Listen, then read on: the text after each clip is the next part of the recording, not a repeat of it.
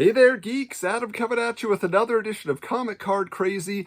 Recently to our main podcast feed, we released a bonus episode that was covering the Top Cow Universe Spectacular from 2001. Yes, a bonus issue of Wizard that was released. And as we were flipping through the pages, of course, we found an ad for Top Cow Universe trading cards, a trading card set we were not aware of.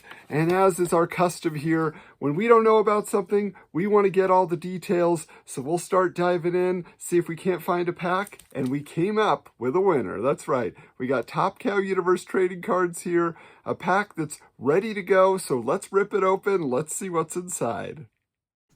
All right, so here we are with our pack of the Top Cow Universe trading cards from 2001. It says we get 7 cards per pack. Sorry about the lighting there. It's a very oddly colored metallic package, but it does tell us that there are hand-drawn sketch cards and autograph cards to be had. On the back, it does let us know that you can actually get a binder. It's $19.99, which is kind of cool. They have a signed and an unsigned version, which is interesting. So I don't know who they're guaranteeing is signing, but let's see here. Okay, there we go. Top Cow Universe binder featuring other exclusive signed card autograph by Mark Silvestri, available only in this awesome binder. So that's pretty awesome if you wanted to take it to that next level. All right, so let's open this up, because I don't know, if this is just whatever their most popular books were at the time. Do they have Tomb Raider in there? Who makes it? Whoa, okay. Well, I'm just going to spoil the surprise right now. We're starting off with a Randy Green autographed card. Was not expecting for that to pop up in this pack. 91 of 699, so we got it. Randy Green delivering there. Oh, yeah, limited edition autograph card. Cool.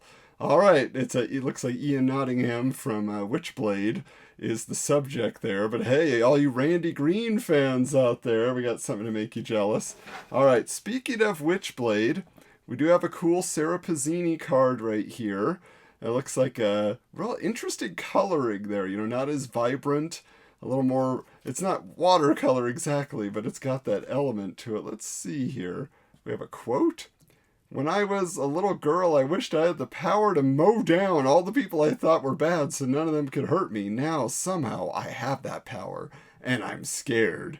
Sarah Pazzini, after obtaining the Witchblade and using it to dispose of several armed assailants during a shootout at the Rialto Club. Okay, so, anyway, did they tell us who the artist is on this one? I don't think so. That's weird.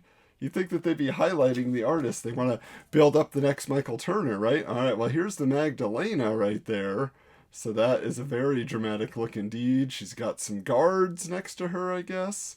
All right, let's see what they tell us about the Magdalena.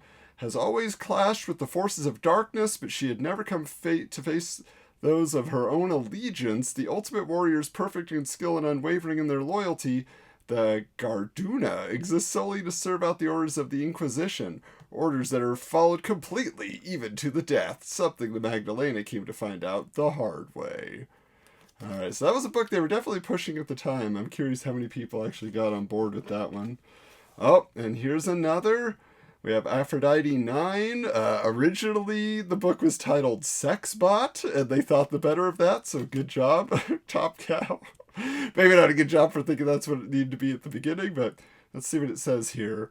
Hunted for reasons unknown to her, Aphrodite must continually fight to remain free in order to learn the truth about her creation. Accused of numerous deaths and severe crimes for which she cannot recall, Aphrodite struggles against a mysterious and ominous foe, a foe who is seemingly orchestrating her every move, driving her fate in the direction not of her choosing. And hey, this is a Aphrodite IX heavy pack there, because there she is again. All right, was this David Finch doing all this? Is that what I'm remembering? Because again, they're not highlighting the artists, but I believe he was the one kind of behind that initially. She's one of the most dangerous mercenaries in the universe, and she just doesn't know it. A stunning beauty with lips and hair of green, Aphrodite IX has the power to bring men to their knees, and the pre-programmed ability to wipe out armies. Possessing power beyond her wildest dreams, Aphrodite yearns to uncover who she really is and remember the missing pieces of her life. And if you thought we were done, we are not, because there she is again. This looks like a Mark Silvestri rendition. So let's see how this one goes. All right. Dealing with the inability to keep or recollect any recent events from her memory, Aphrodite can only try to unravel the fragments of her life by piecing together shreds of visions she sees in her dreams, dreams that she feels are all too real and closer to reality than she would hope for, but one she can no longer try to hide from. So, okay, well, that is definitely, we've gotten the full picture, I think, of Aphrodite, which is she doesn't know who she is, she doesn't know why she is, she's trying to figure it out. Okay, well, if you like a mystery, there you go. And finally, is this from The Darkness? Is this from that Universe book that was being written by Paul Jenkins at the time? I think this might be Universe. Let's find out. Yep, there we go. I begin to sense it, a repulsive anger that permeates the air, a metal taste at the back of my throat.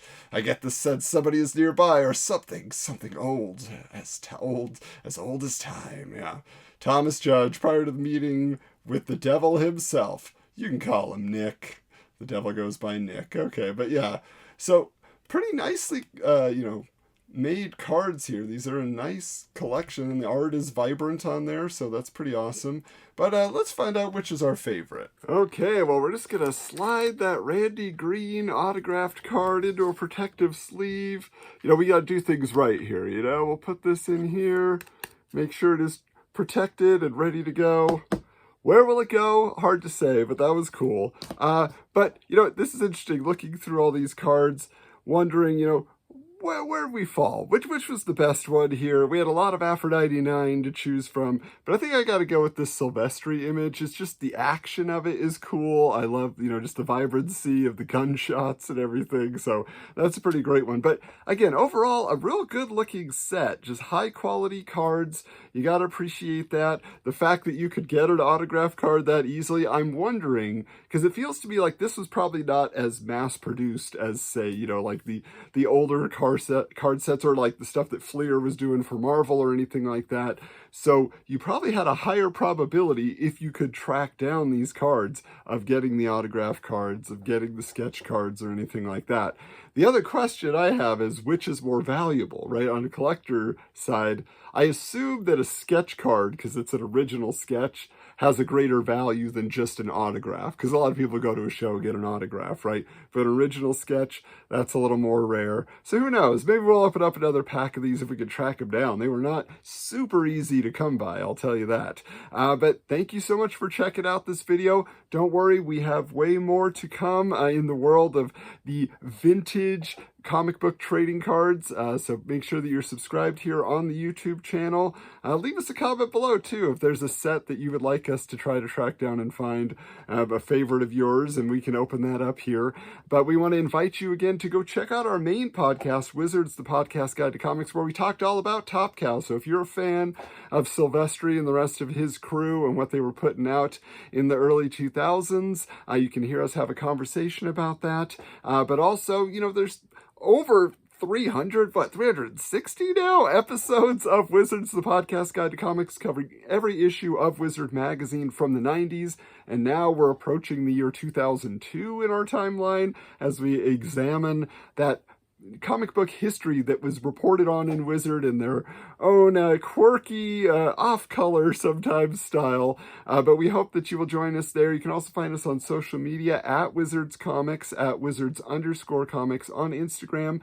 And you can find us on your favorite podcast app, and just download, subscribe, and stream there. But you also can find us at wizardscomics.com, where all the episodes are there and free and available to stream. But thank you so much for checking out this video, and until next time, keep your books bagged and boarded.